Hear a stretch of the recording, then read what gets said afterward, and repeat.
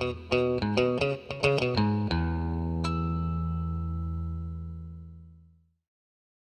everyone, and welcome to another one of our videos. Today I'm going to be showing you how to replace the reverse lights, brake lights, and running lights in the rear of my 2002 Lexus GS300.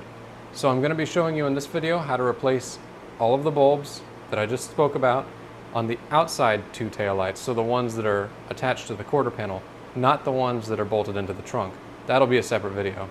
So the reverse lights are over here. These are T15 bulbs, and then the other two, the brake light and the running light, are both 7443s, and all of these bulbs are from LASFIT. These bulbs, these two, are not polarity sensitive. I haven't used these in the past, so I'm not 100% sure about those.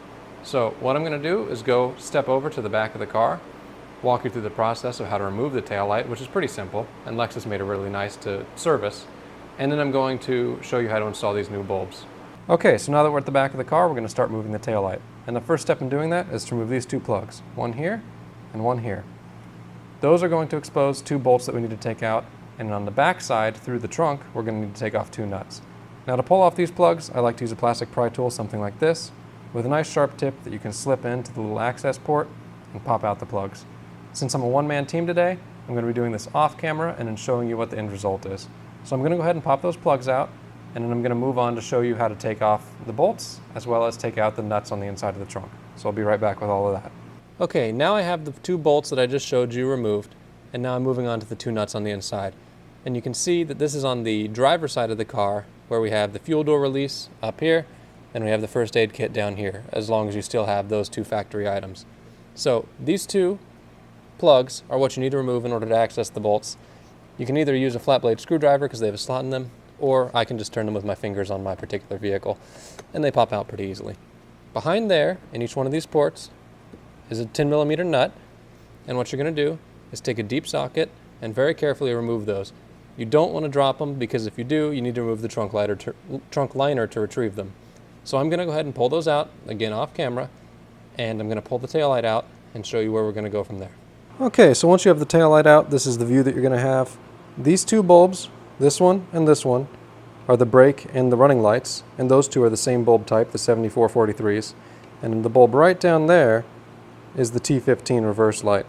In order to remove all of these, all you need to do is turn counterclockwise on the bulb socket, and the bulb will just pop right out. So what I'm going to do is go ahead and replace all of these bulbs off camera. It's going to be a very simple process. I believe that the 7443 bulbs, these two ones, are not polarity sensitive. Again, I'm not sure about the T15. I'll let you know.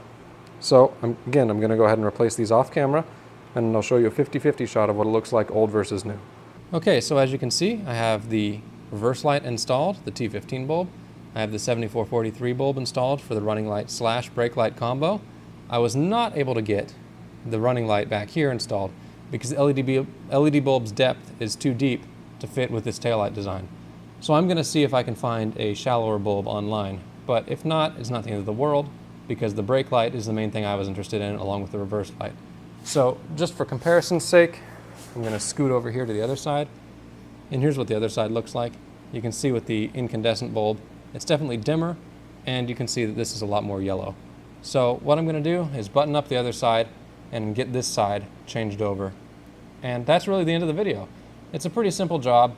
The most complicated part of it is getting the taillight removed from the car, so taking the two bolts and two nuts off. But it's really not too big of a deal. And I don't know, maybe 30 minutes or an hour-long job if you've never done it before. So with that, I want to thank you all for watching, and I'll see you in the next video.